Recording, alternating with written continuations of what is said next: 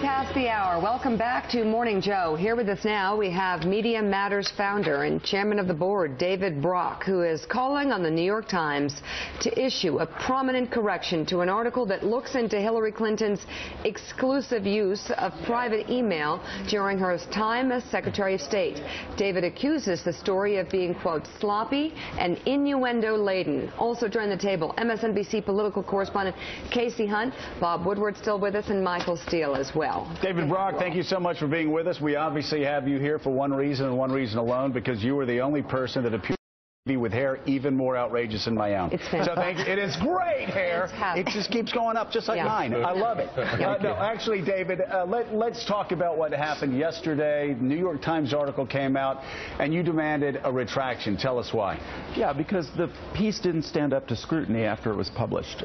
There's an allegation very prominent in the subhead of this article yesterday that Hillary Clinton may have broken federal law. The only named source that they have to support this allegation, Jason Banks, who was the highest ranking lawyer in the National Archive, said after the piece was published that no law was broken. So the story is wrong. It's based on a false premise. The reporter seems to be digging his heels in and now giving his opinion that Hillary Clinton broke the law, but they don't have any independent legal authority that we can see to make that case. So I think the article was really sloppily done. It had innuendo in it that was false, and so we're saying, New York Times, you should take a look at your journalism, and if you find problems, let readers know and correct this as prominently as it was splashed on the paper yesterday. So let me ask you about this. A 2009 National Archives and Record Administration regulation said this in 2009: agencies that allow employees to send and receive official electronic mail messages using a system not operated by the agency must ensure that federal records sent or received on such systems are preserved in the appropriate agency record-keeping system. Must ensure that those records sent or received on systems are preserved. Did Hillary Clinton do that? Yeah, well, the State Department said yesterday that the emails were regularly preserved and appropriately preserved. And as you know, the regulations were tightened in 2013. The State Department said that Hillary Clinton's emails were regularly preserved? That's what the State Department said yesterday.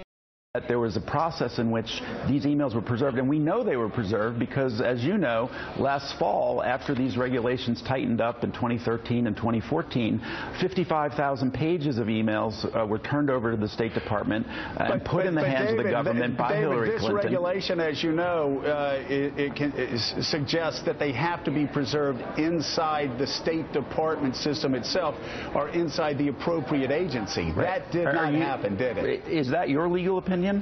No, because I don't see anything in the New York Times article. Let me put the full screen up. No, I'm reading a National Archives Administration regulation, and it says agencies that allow employees to send or receive official electronic mail messages using a system not operated by the agency must ensure that federal records sent or received on such systems are preserved in the appropriate agency record-keeping system. David, this is pretty clear. That's the regulation. It's clear. It's inside the State Department. And is it clear that didn't happen? Clinton's house. First of all, it's not clear that didn't happen, Joe. The New York Times doesn't establish that at all. In fact, the 2009 law you're referring to isn't even cited in the New York Times. It's such sloppy journalism that you don't know what regulations the reporter's talking about. So why don't they be clear? Why don't they come back and explain what 2009 required, what actually happened, what the State Department says happened, and then the fact that the law was changed in 2013 and 2014, but that was long after Hillary Clinton left office.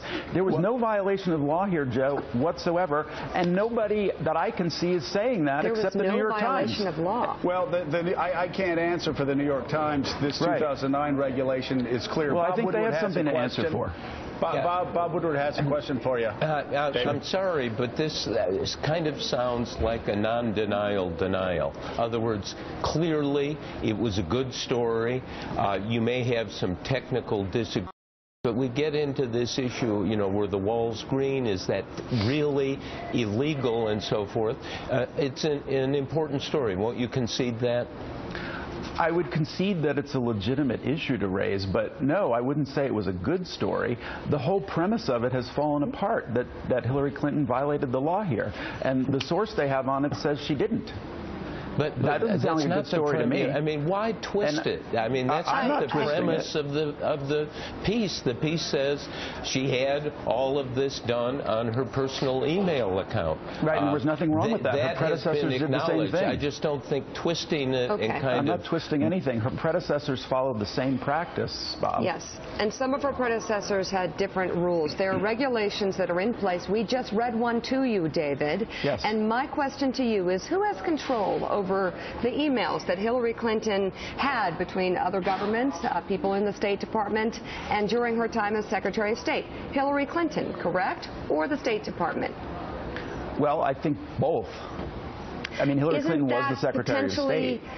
Isn't that a violation of regulation? Yes or no? No. Is that your legal position? I don't understand. There's not an independent legal authority who's backing up what you're saying. And the New York Times... I'm not sure what planet I'm on right now. Are you reading the same thing we are? Sure I am. Yeah. And I'm saying that the State Department said yesterday that there was a regular process through which these were appropriately preserved. And we know they were because 55,000 pages of email were turned over to the State Department last fall. They're in government hands. That's in compliance with the law. Well, again, the law says it must be preserved in the appropriate agency's record-keeping system. But let's move on. I want you to respond to what Josh Earnest said. He was asked a question about this yesterday inside the White House, and this was his response to this email. Let's roll that. What I can tell you is that the very specific guidance has been given to agencies all across the government, which is specifically that employees of the Obama administration should use their official email accounts when they're conducting official government business.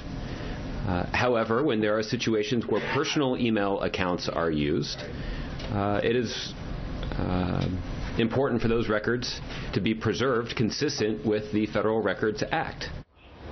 And the Federal Records Act is, again, exactly what I'm talking about here. Does Josh Earnest's statement from the White House additionally undercut Hillary Clinton's position? No, I don't think so, Joe, at all. I don't see how that would be. I believe he's talking about guidance that was given after Hillary Clinton left office. So it's correct now that the personal email use is frowned upon for sure, but those were not the regulations that she was operating under or that Colin Powell was operating under. So all I'm saying here is let's not have a situation where the normal journalistic rules apply to everybody but Hillary Clinton. And let's not forget that the real story here is that you've got a dying Benghazi investigation on Capitol Hill. There are people trying to breathe new life into it. And you know well as I do what's going on here. They want a fishing expedition into these emails. They've found nothing after 10 investigations. And, you know, they'll find nothing in the emails on Benghazi, and then we'll be debating Chelsea's wedding plans. That's really what this is all about, Joe. And the New York Times got snookered by the Benghazi folks, and this has happened time and again. You remember the 60 Minutes controversy, other mainstream media reporters who've taken information from the Republicans and it doesn't quite add up to what they thought it was. And there were Republican lawyers calling all over reporters all day yesterday, pushing exactly the point you're pushing there, Joe, and it just doesn't stand up. No, hold on a second.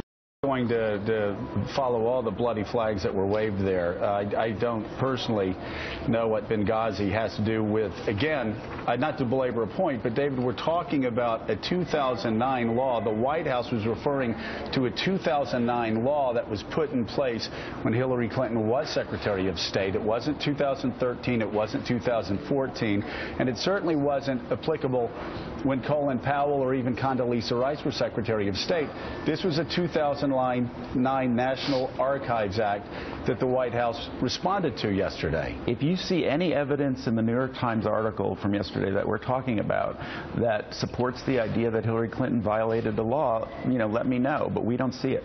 Okay. David, thank you so much for being with us. We greatly appreciate it. We know there would have been easier days for you to come on. But thanks for having me. Great to have you on. We appreciate you coming on this tough and difficult day. Thanks.